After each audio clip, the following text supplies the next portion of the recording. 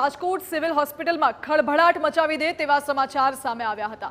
Civil હોસ્પિટલમાં જ્યાં દર્દીઓ સાજા થવા માટે આવતા હોય છે ત્યાં બીમાર પડીને જાય તેવી પરિસ્થિતિ ઊભી થઈ।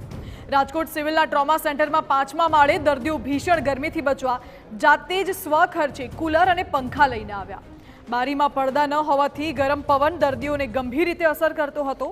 બારી પર પડદા નહોતા એટલે દર્દીઓ ગરમીમાં શેકાતા હતા, જેને લઈને દર્દીઓ જાતે જ કુલર અને પંખા લઈને આવ્યા। TV9 આ અંગે જ્યારે અહેવાલ પ્રસારિત કર્યો ત્યારે સિવિલ તંત્રની આખી પોલ ઉઘાડી પડી।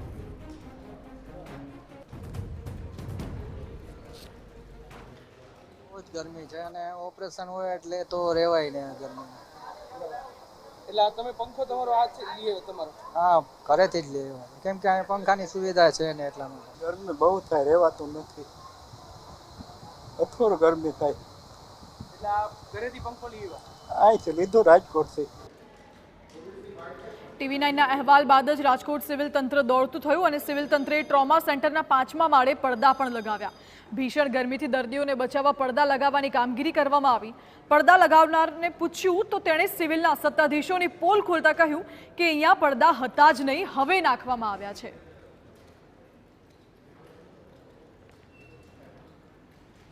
સાહેબ, કોના કહેવાથી પડદા લગાવી રહ્યા? અહીંના હોય ને એસઆઈ, એના કહેવાથી। ક્યારે કીધું તમને? મને સવારે 10 વાગે। સવારે કીધું તમને?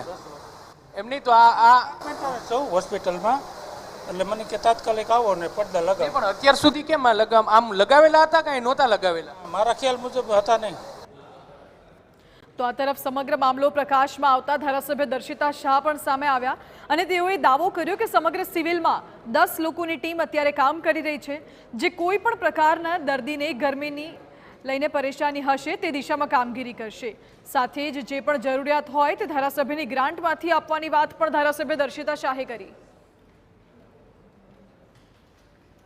મારે સવારે ત્રિવેદી સાહેબ સાથે વાત થઈ છે એ પ્રમાણે જે કોઈ પણ જગ્યાએ આ અત્યારે ગરમીને ધ્યાને લઈને સિવિલ હોસ્પિટલના પીઆઈયુ વિભાગ દ્વારા તમામ એસીનું ચેકઅપ થઈ જાય, તમામ એસીની સર્વિસિંગ થઈ જાય અને જ્યાં ક્યાંય પણ વધારે એસીની જરૂરિયાત હોય તો ત્યાં અમને ચોક્કસથી જણાવે। ધારાસભ્યની ગ્રાન્ટમાંથી જે કોઈ પણ જગ્યાએ એસી મૂકવાની જરૂરિયાત હશે તો 100% લોકોની સુખાકારી માટે થઈને અમે ચોક્કસથી અમારી ગ્રાન્ટ ભૂતકાળમાં પણ આ ધારાસભ્યો અને સંસદ સભ્યો આપતા રહ્યા છે અને આવનારા દિવસોમાં પણ જ્યાં ક્યાંય પણ લોકોની સુખાકારી માટે જરૂર હશે ત્યાં જરૂરથી અમે અમારી ગ્રાન્ટનો ઉપયોગ કરીને પણ અને તંત્ર દ્વારા પણ આ લોકોની સુખાકારી માટે આ વ્યવસ્થા કરવામાં આવશે એવી સૂચના ત્રિવેદી સાહેબને આપી દેવામાં આવી છે।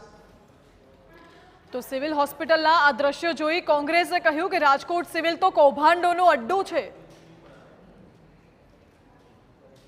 રાજકોટ સિવિલ હોસ્પિટલ એટલે કૌભાંડનું ઘર કહી શકાય, કારણ કે કોર્પોરેશન કરતાં પણ મોટા કૌભાંડો એ સિવિલ હોસ્પિટલમાં થઈ રહ્યા છે। પણ લોકો માટે જે સુવિધાઓ પૂરી કરવાની હોય એની અંદર ધ્યાન દેવાના બદલે ક્યાંક ને ક્યાંક ત્યાં કોન્ટ્રાક્ટ પદ્ધતિ ઉપર વધુ ધ્યાન દેવામાં આવે છે।